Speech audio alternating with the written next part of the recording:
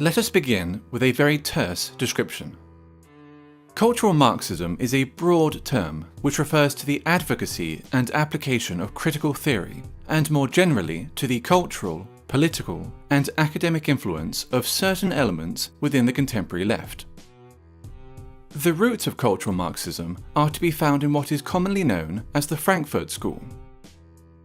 The term arose informally to describe the thinkers affiliated or merely associated with the Frankfurt Institute for Social Research at the Goethe University in Frankfurt, Germany during the interwar period.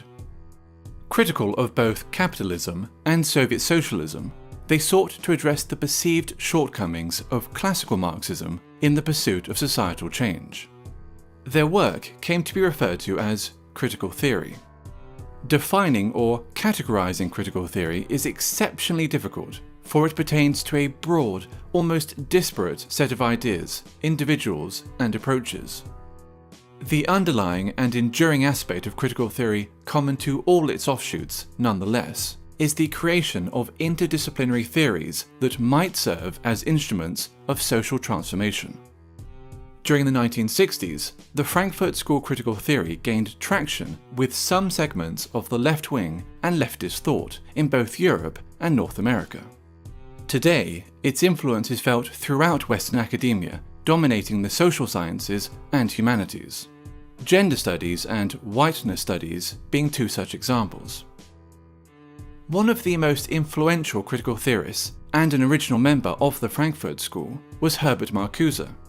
A cursory glance at any paragraph written by Marcuse will set alarm bells ringing for anyone even remotely familiar with the current culture of intolerance on college and university campuses.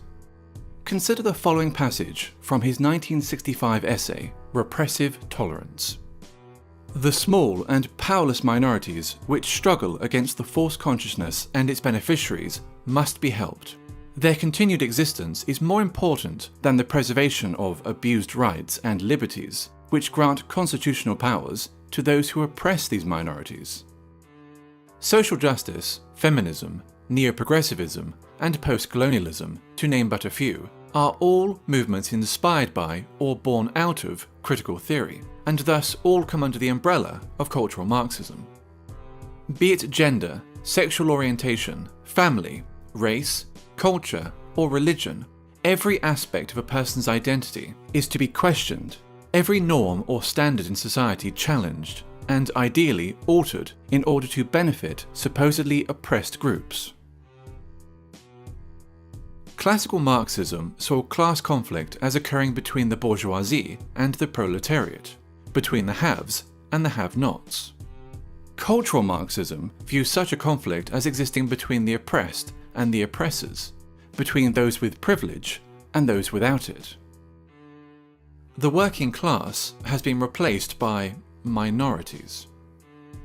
Majority groups are typically defined as privileged and oppressive, with minority groups accordingly labelled underprivileged and oppressed. Heterosexuals are oppressive. Cisgender people are oppressive. Whites are oppressive, especially white men. Christians are oppressive. Those that do not fit into these groups are thus considered oppressed. It stands to reason, therefore, that if heterosexuals are oppressors, the solution is to encourage other forms of sexuality. If whites are oppressors, the solution is racial diversity. If cisgender people are oppressors, the solution is to encourage transgenderism. If Christians are oppressors, the solution is to propagate Islam. Theodor Adorno, another original member of the Frankfurt School, wrote a book entitled The Authoritarian Personality, in which he defined parenthood, pride in one's family, Christianity, adherence to traditional gender roles and attitudes towards sex, and the love of one's own country as pathological phenomena. This tendency to pathologize opinions and life patterns, which are not in accordance with its own political ends, is characteristic of cultural Marxism. Differing views are thus described as irrational fears or phobias. For example, a person who feels uncomfortable living as a minority in an area dominated by Muslim migrants may be decried as an Islamophobe, since wishing to live amongst those culturally and ethnically similar to oneself is considered sick and phobic. When Pakistani Muslims living in Britain, by contrast, show in-group preference, converting entire sections of a town or city into a mini Pakistan, there is no sickness, no phobia, only multiculturalism. 20 years ago, there were no Pakis here, no one was doing nothing. But now, the Pakis have made a stamp, man, trust, you know what I mean? Now, think 20 years ahead, boy, fuck knows, man, this is going to be Pakistan. Or England, it's going to be Pakistan, man. They're all fucking shipping over. A popular and propagandist manifestation of cultural Marxism is political correctness, in which media channels and social scientists make it a mandatory exercise to do the following. Question common language. Illegal immigrants, for example, are to be referred to as undocumented migrants, while ethnic discrimination is referred to as affirmative action.